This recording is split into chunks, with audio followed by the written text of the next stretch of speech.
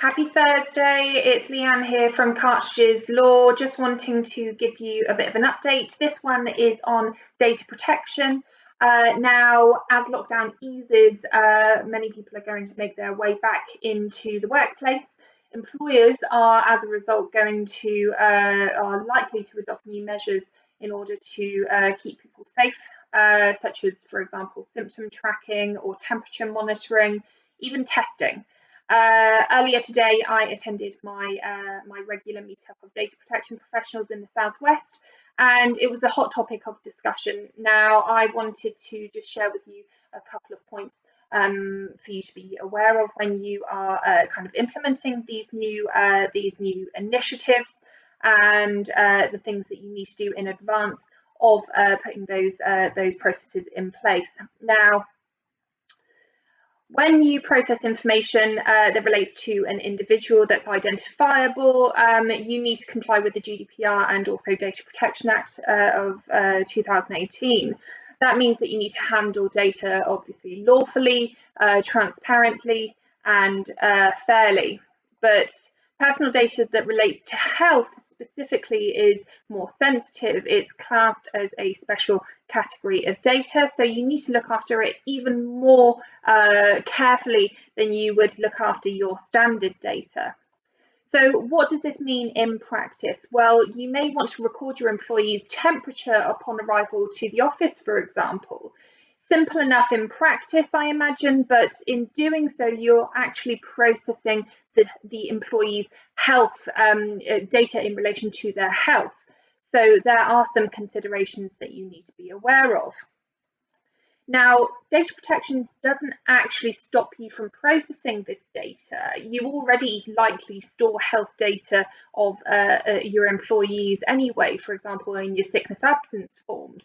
However, you are legally responsible for the data that you collect, and by processing it, it means that you have the responsibility to put in place appropriate safeguards to protect not only the data subject, but their data that they have passed to you or you collect on them.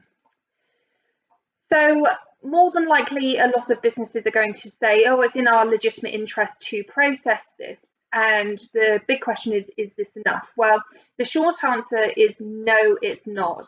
Health data is, as I say, a special category of data, and that means that employers must identify additional conditions to make the processing lawful.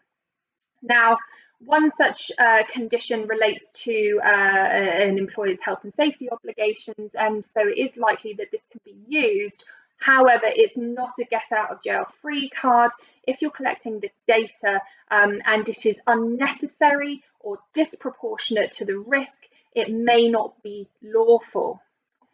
So how can you show that you are being compliant? Well, as with all of your data processing activities, it comes down to the accountability principle.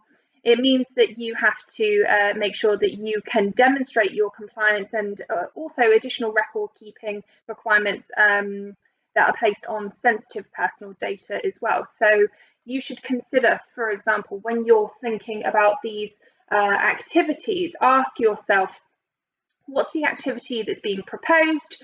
What are the potential risks in that processing activity? Is it necessary and proportionate to a specific outcome? What are you hoping to achieve out of it? Are there any mitigating actions that you could put in place to counter any risks that may arise? And finally, a plan or confirmation that any mitigation has been effective.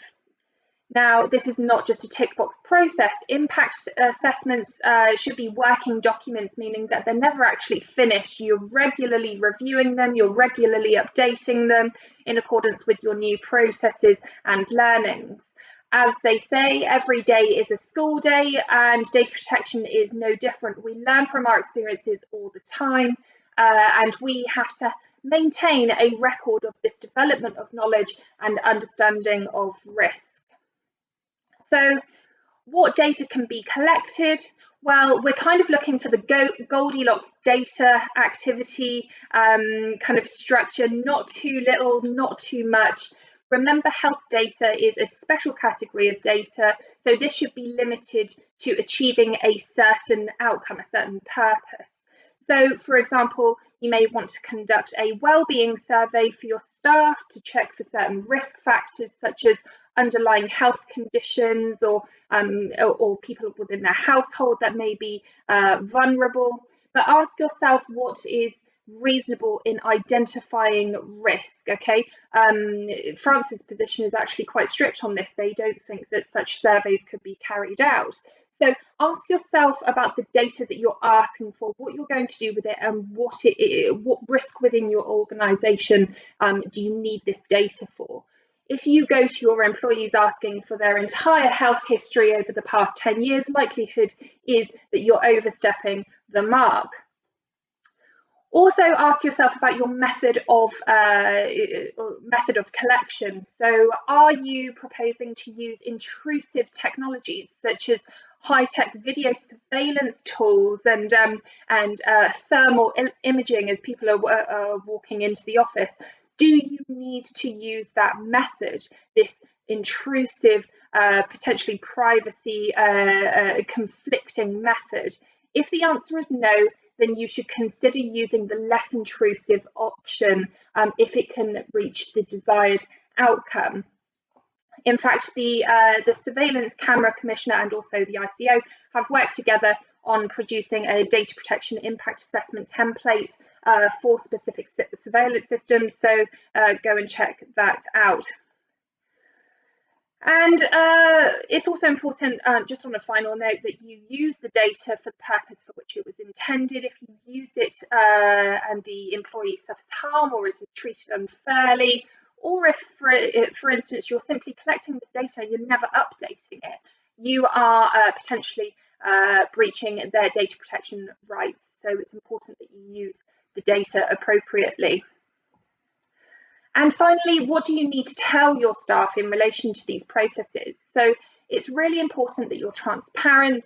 There have been recent examples about data subjects becoming very conscious about how their data is being used, and it's not going to be good enough for you as an employer to turn around and say, COVID made me do it. I'm really sorry, COVID made me do it. It's important that you are sharing with the employee exactly what activities you're going to be undertaking, why you feel that it is important that you undertake these activities, and make that clear to them, normally by way of updates to your privacy notice. Make sure that these are accessible to everyone. Staff are informed of the changes that you have made. And make sure you also give them the opportunity to raise objection to these processes without fear of personal detriment, such as losing their job if they don't comply. So also, once you have collected the data, you should keep staff informed about potential or confirmed COVID cases within the within the workplace.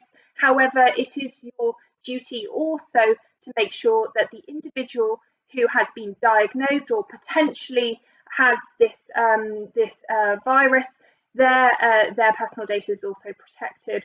So make sure that you're not naming people unless absolutely necessary to the well-being of your workforce. Make sure that you are circulating information. Yes, we've got a confirmed case, or yes, we have a potential case.